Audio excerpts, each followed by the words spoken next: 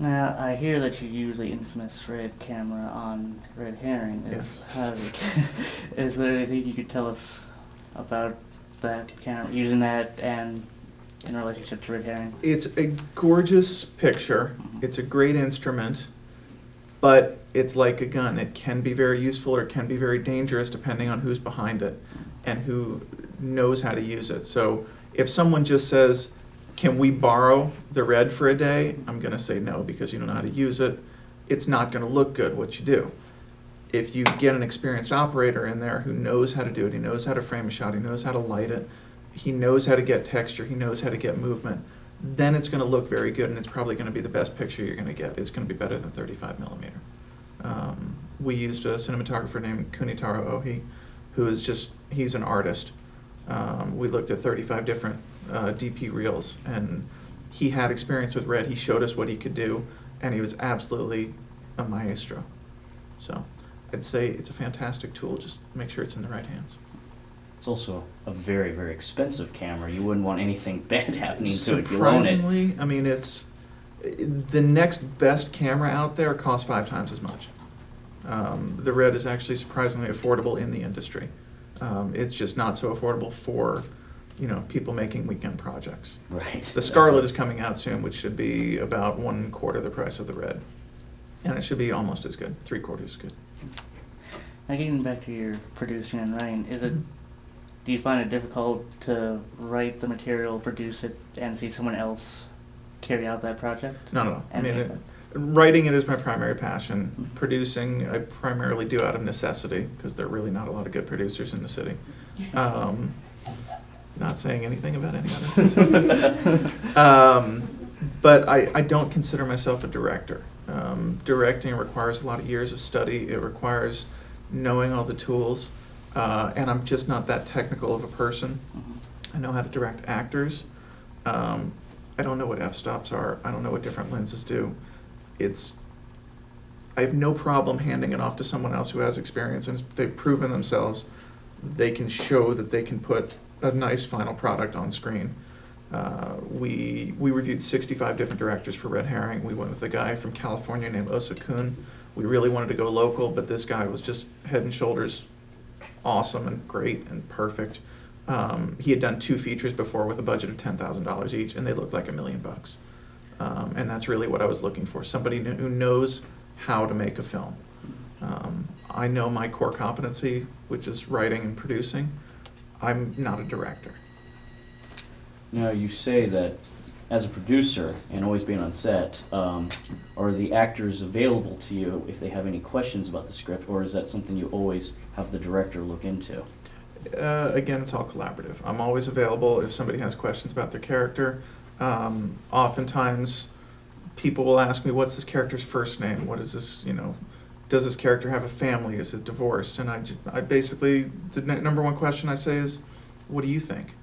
And they say, yeah, I think her name is Sandra, and she is divorced, and she has a kid who lives with her father. So, okay, there you go. Excellent. Now, do you also do any acting as well? I have acted before. I studied acting for a couple of years. I've been in about a dozen movies. I enjoy it, but I'm not really passionate about it. You know, I'm not willing to go to 100 auditions a year. Yeah. So I believe we also have the opportunity for the audience to ask questions as well. Okay. So if y'all have any questions, feel free to raise your hand. Anybody. Don't be shy. Yes. There we go. There's one of the extras in No More Hell. Yes. And I just noticed how, when I saw the movie, I realized all the work we put in and the budget you started with, it really turned out to be a really good film. I was really Thank you. impressed. And how you guys coordinated all of us and everything. And Primarily the Baldomeros. This was really a passion project of theirs. They spent many months writing it and putting it together. They really brought me in to produce it so that they could concentrate on the story and the actors. And I think that combination worked out really well. yeah. Yes. Now that you have a feature film under your belt, never mind. No. You have a feature ahead. film under your belt. Please Yeah. elaborate. I forgot what I was gonna say. Well, maybe I can ask that. Okay. Now that you have a feature film under your belt, what are your next plans to go from here? Any other locations you have in mind to film? We're trying to do a family film called The Catskills. We're hoping to shoot it this summer, but we do need funding first. So we're working on funding right now, and before we set any kind of schedule, we want to make sure we have at least half the funding in. It'll probably be 4 times the budget of Red Herring. Even though Red Herring had a lot more action and special effects, we really want to do The Catskills upright, and we wanted to make this a real film. So we're going to go for a decent Hollywood budget on this one. In between them, we're probably going to do 3 short films. Jace Witten, who started out as a PA with us, worked his way up to camera assistant. He was lead PA on Red Herring. He's actually going to be directing one of the shorts because that's what he really wanted to do. And we're good at taking care of our people like that. If someone's volunteered for us 3 times, we're happy to move them up the ranks. We're going to do another short that I will probably direct. And those will both be in February, and then we'll probably do one more for the 48, and that'll probably be it before Catskills. Yes. Now, I noticed that you have a lot of sponsors on your website.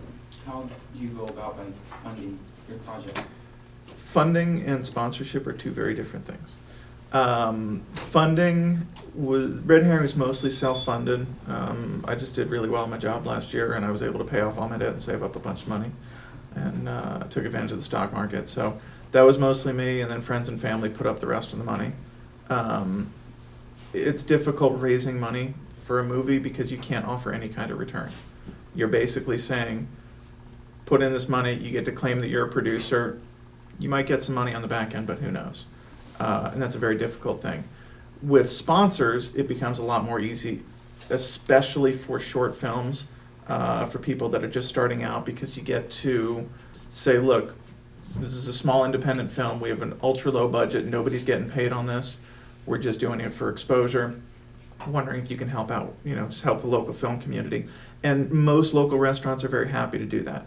It doesn't cost them much to comp 20 meals. Tell them, you'll get them, their logo and a special thanks in the end credits, put it on the website. If you can work product sponsorship in there, that's great, product placement. If you watch Missing Pieces, we had been sponsored by Tropical Smoothie Cafe 3 times already, so we actually had the characters drinking smoothies on screen. And that was, a big thank you to them, and again, they sponsored us on Red Herring, so that was great. So I'd say they both take a lot of time, and they're both very important. Yes? Do you ever use children often? I use a lot of children, actually. I did one film called All Grown Up, which was all children, and then we usually have 1 or 2 in each film after that. And then this one we're doing next summer is going to be like 60% children. Normal Health has a lot of children.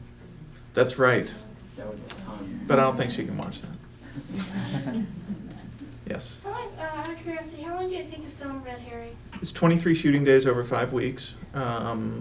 Pre-production was about 3 months, and then it took me about 8 months to write it before then. Oh, my goodness. And then editing should probably be 4 to 6 months.